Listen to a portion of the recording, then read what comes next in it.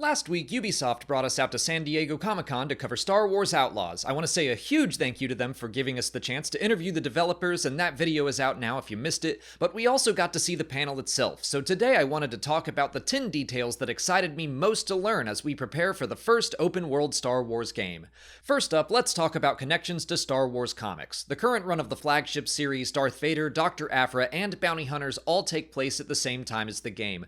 We recently finished 3 crossover events that involved a war between the criminal syndicates. So the second we learned about this game in this time period, I was hoping we would see the game connect with the events of the comics. I directly asked the developers about this in my interview, and they danced around the answer, but Matt Martin assured me that the developers, and of course he, were all aware of what the comics were doing. On the panel, creative director Julian Garrity said it was Lucasfilm that pitched the era to the Outlaws team, and he was specifically excited that the criminal syndicates were all fighting it out at that point, and that is what's happening in the comics. So while I can't say there definitely will be some connective tissue between the games and the comics, it's sounding more and more likely, and I love that.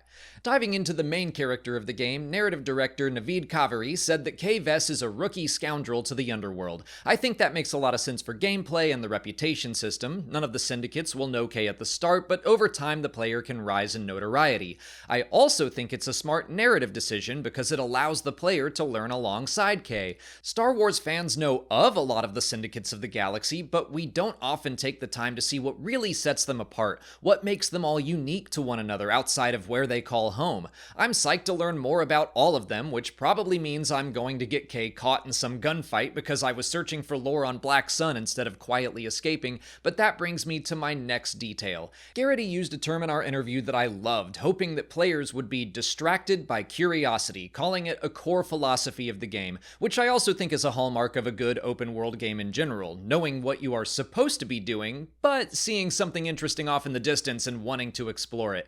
I'm excited to explore new worlds like Tashara, but I also think that philosophy will help breathe new life into one of the most familiar locations in all of Star Wars, Tatooine. On the panel, the team said that of course Tatooine and Mos Eisley and the Cantina would be in the game, but we can also take our speeder bike and ride off to the moisture farms or over to Jabba's palace.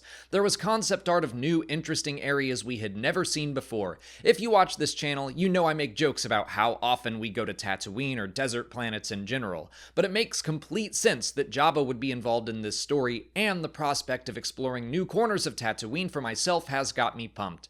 Speaking of the familiar versus the new, it's not like Tatooine will be the only planet we have to visit. We know of 5 worlds so far: Tatooine, Tashara, Kijimi, Akiva, and I believe we saw Cantonica in the trailer. Garrity said it was important for them to have a strong mixture of highly recognizable planets along with existing worlds that had room for expansion, which would be Kijimi, Cantonica, and Akiva, and brand new worlds like Tashara. But he said their jumping off point for a Syndicate game was to jot down where the pre-existing hives of scum and villainy were located.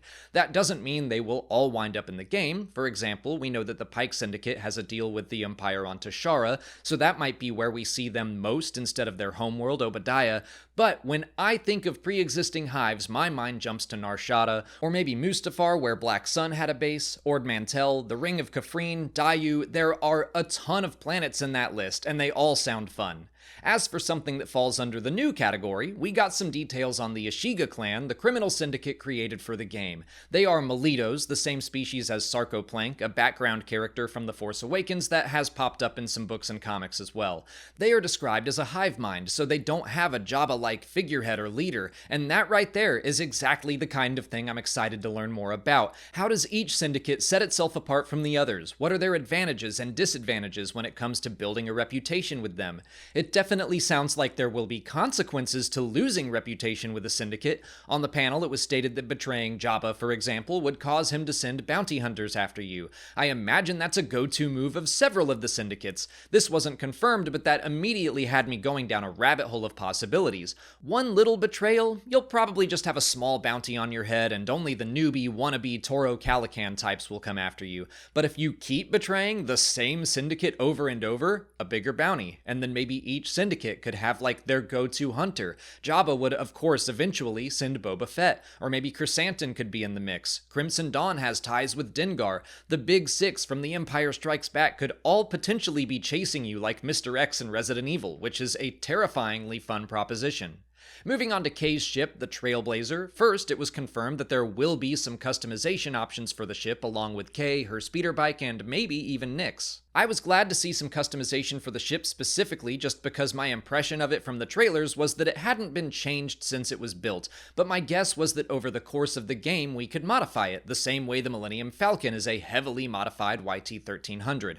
But at the panel we also learned that the Trailblazer is technically not Kay's ship. It's been permanently borrowed. Just like Kay is new to the underworld, I think the ship will be new to her as well, and players will be able to explore it to find secrets. So it's more than just a way to get from planet to planet. I don't know if we can fully say the same about the speeder bike. It does seem to be a form of transportation first and foremost, so we won't have to walk from Mos Eisley to Jabba's palace, for example. Like I said, there will be customization options for it, and it even has an autopilot feature so you can summon the bike decay if you left it far away or something, which you might have to use to make a quick getaway, not just from criminal syndicates, but also inclement weather. At the panel, the developers mentioned Tashara having weather events. I don't think they said anything specific. The planet is based off of the African savanna, which can experience lightning strikes during the dry season, which will ignite the grass. I'm just speculating, but that feels like a good Star Wars-y thing we could see. Something grounded in reality that still feels a little surprising and alien. And of course, every planet could have their own unique weather, like sandstorms on Tatooine or blizzards on Kijimi. And the final detail that was snuck in right at the end of the panel was about food and drink. The fun and importance of food in Star Wars was brought up, and then it was said, if you enjoy food and discovering alien concoctions, this is going to be an exciting experience for you. So to me that sounds like there might be a cooking mechanic in the game, or at the very least buying and consuming blue milk could play a role. I'm not super into that kind of thing in, say, Breath of the Wild or Tears of the Kingdom. I'm not against it, I'm just not all that jazzed to sit around a cooking pot to prepare for my fight with a Lionel. However, I'm so basic that when someone tells me we might get to do exactly that, but this time I'll be making polystarch and veg meat or space waffles or something, fine, you got me, I'm in. And those were my 10 favorite details that I learned about Star Wars Outlaws at San Diego Comic-Con. We're still a ways off from the game itself, but I think it's shaping up to be a very special and unique experience for Star Wars fans. If you haven't already, please like this video, subscribe to the channel to keep up with all our Outlaws coverage, check out my full interview with the developers if you missed it, follow us on TikTok, whatever stupid thing Twitter is calling itself today, Threads or Blue Sky, or don't, because that's all a nightmare right now. But do consider checking out our Patreon page, because that's pretty great. As always, thanks for watching, and may the Force be with you.